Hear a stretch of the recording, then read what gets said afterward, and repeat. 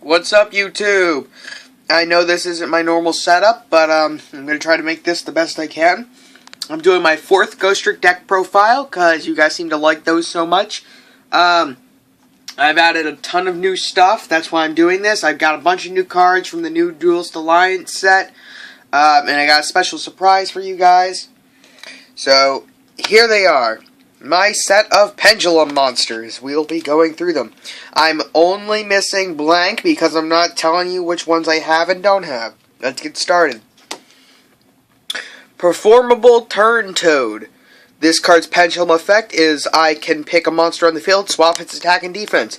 Monster effect, once per turn, I can pick a monster and swap and change its position from attack to defense or from defense to attack. And that's my level 2. Level 3, Time Gazer Magician, which comes with the normal set. 3rd is Flash Knight.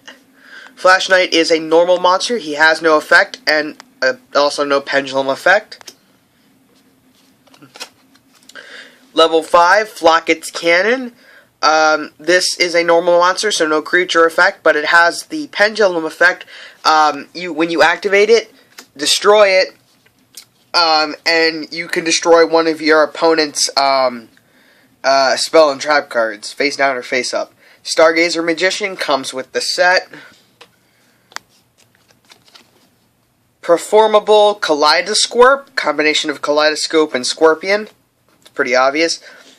Pendulum effect, all light monsters you control gain 300 attack, and also, its monster effect is once per turn, you can target one face-up monster you control, and this turn it can attack all special summon monsters that your opponent controls. And now, the Holy Grail, which I believe should have come with the set, the Odd Eyes Pendulum Dragon. I had to buy this from a guy, but I'm glad I did, because it has an awesome effect. Get rid of this card, and you can search your deck for a pendulum monster with 1500 or less attack. So that works for most of those. Now onto the deck. 1, Ghostrick Mary. I find she gets very... I'd run 3 of her, personally, because of her great effect. But, unfortunately, I do not have 3 of her, so I cannot. 1, Ghostrick Jack Frost. I know people like his effect, but he's really just... This card gets really clunky in your hand. Same with this, Ghostrick Lantern. I prefer to keep it at Spectre. Next, 1, Ghostrick Doll. Again, I feel she gets clunky when she's on the field, and with very little way to get rid of her, it drives me crazy. 1, level 3, Ghostrick Ghoul for getting over tough monsters. I might play him at 2 if I could, but I only have the 1, so... Alright, now on the 2s. 2, Ghostrick Skeletons. I know he has a great effect, but it's useless most of the time to me. I try not to play him that much. Next, 2, Ghostrick Yetis. Just because Yeti has a great effect and he's a great defense to play on your first hand. Now this might seem strange, but 2, Ghostrick Jiangxis, because I feel she gets clunky when she's on the field, kind of useless, so that's why I play 2. Same with this, Stein. I know he's the main searcher for spells and traps, but I'll get to why I only play him in a minute. Now on to 3s. 3 Spectres. Spectre's a great extra draw power card. Next, for the Alucard lock, 3 level 2 Nekomucines. I'll get into her effect later. And then 3 Ghostrick Mummies to finish it off. Because Mummy's a great card. If you have one other card on the field, you play that, you're allowed to special summon another Mummy, and if you can, special a 3rd Mummy. You've got 3 level 3 monsters on the field. That's an opening for some, whatchamacallit, great Exceed summoning, I believe is what I'm going for here. Alright, next, 1 Rank Up Magic Numerons Force. I'll get into that in a sec. This video might be a little short. 1 Swords of Concealing Light. I find it often useless in my hand most times. This is why I only play 2 Stein, because I run 1 Ghostrick Mansion. Why? Just because I feel it's clunky most of the time. Then the newest card I added, Xyz Reception. You choose a monster on the field with a level. That's a really weird way to word that, but that's how it's worded. And you search a monster from your deck or play a monster from your hand with the same name. Same level. 1 Ghostrick Knight, because that's all I have. I'd play more, but that's all I have. 2 Ghostrick Go-Rounds, just because it has a great effect. 3 Ghostrick Vanish, because it has an amazing effect. And to finish off, 3 Ghostrick Scares.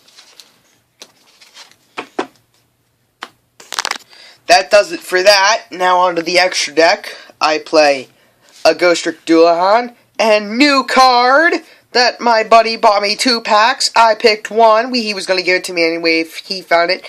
But I picked 1, and it had Ghostrick So Cute Boss. I'm going to call her Ghostrick Succubus in every video, but that's it. Ghostrick Alucard. I have all 3. And now something I want to talk about. There's a new card coming out called Ghostrick Spoiled Angel. She's a rank 4 Xyz monster, Ghostrick Xyz monster. Now, hold up.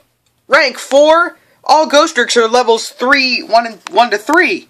Well, she has that weird effect where you can place her from the extra deck on top of a Ghostrick monster. You can play her off of Dualahan and it'll still work. What it does is, you can attach a monster to, once per turn, you can attach a Ghostrick monster from your field or hand, a Ghostrick card from your field or hand onto it as an Xyz material.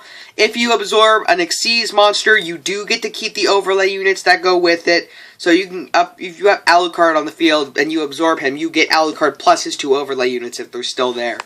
And she has a win condition. When she has 10 or more Xyz materials on her, she automatically wins you the duel. So I feel like there should be a deck revolving around that because it takes a while to earn that up.